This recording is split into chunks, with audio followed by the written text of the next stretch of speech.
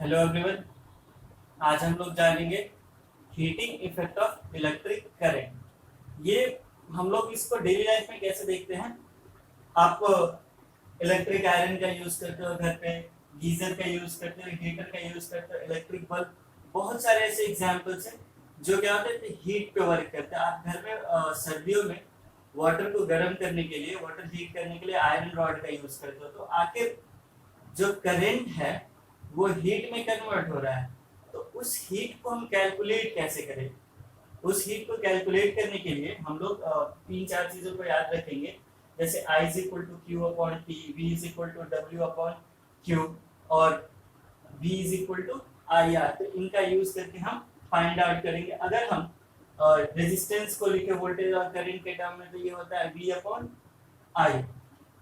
Basically अगर किसी conductor में हीट प्रोड्यूस होता है तो आखिर वो कैसे हो रहा है। अगर हम इस सर्किट को कंसीडर करें तो यहाँ पे मैंने एक कंडक्टर ले रखा है जिसमें क्या हो रहा है कि रेजिस्टेंस बहुत ही ज्यादा है उसका।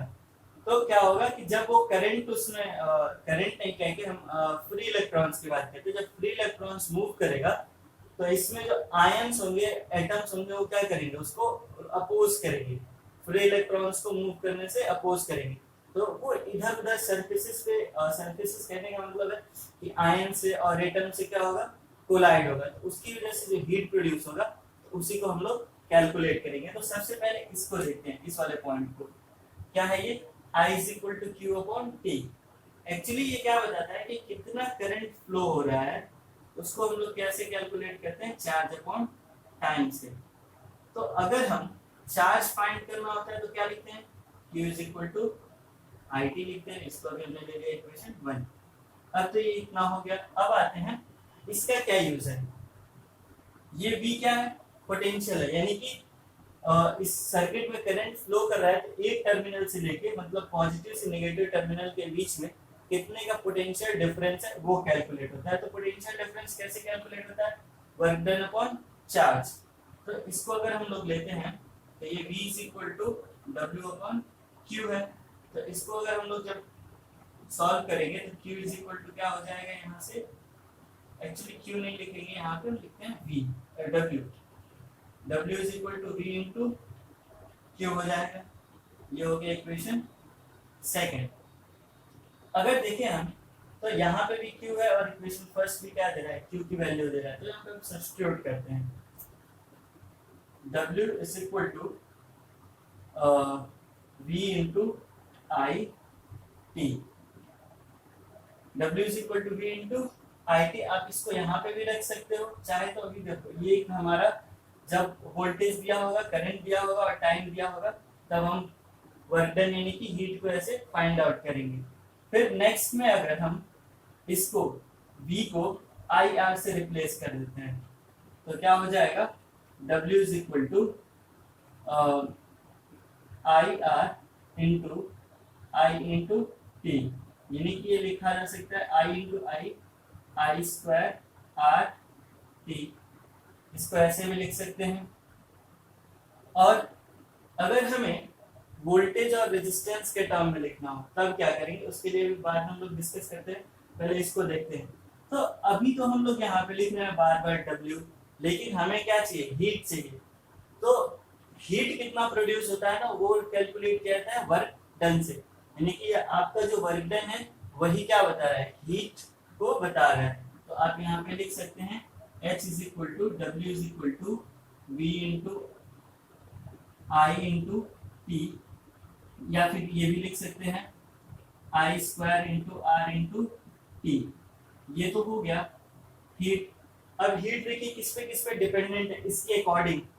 तो जो हीट है वो आपका डायरेक्टली प्रोपोर्शनल है करंट के स्क्वायर पे। फिर उसी तरह से आपका हीट प्रोपोर्शनल है रेजिस्टेंस पे और हीट प्रोपोर्शनल है टाइम पे। तो यानी कि अगर आप जितना करंट बढ़ाएंगे उसके स्क्वायर टाइम्स हीट बढ़ेगा, अगर घटाएंगे तो घटेगा।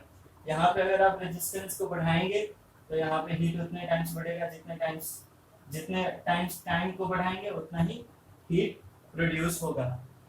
अब एक और टर्म में इसको रिप्रेजेंट किया जाता है, जो ये हमारा हीट है उसको अगर हम लोग केवल वोल्टेज के और रेजिस्टेंस के और टाइम के टर्म में रिप्रेजेंट करेंगे तब क्या होगा। इस वाले को हम लेते हैं यहाँ से H is equal to I square R T. तो हम इसको कर क्या सकते हैं, इसको चेंज कैसे कर सकते हैं, या आप चाहे ना तो ये वाले को ले लीजिए, सबसे आसान रहेगा। H is equal to V into I into T, क्योंकि ये जो इक्वेशन है ना इससे डिराइव हुआ है, तो हम इसको लेते हैं।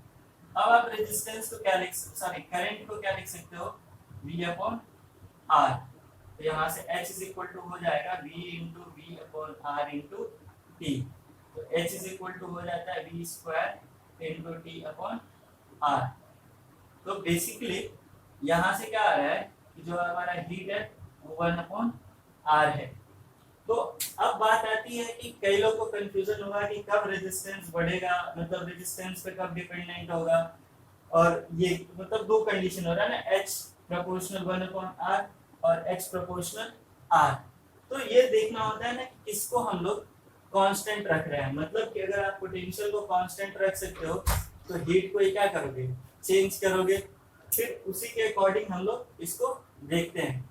और एक और टॉपिक होता है हीट से रिलेटेड, जिसको हम लोग बोलते हैं पावर, यानी कि कोई जो इलेक्ट्रिकल अप्लायंस है उसका पावर कितना है।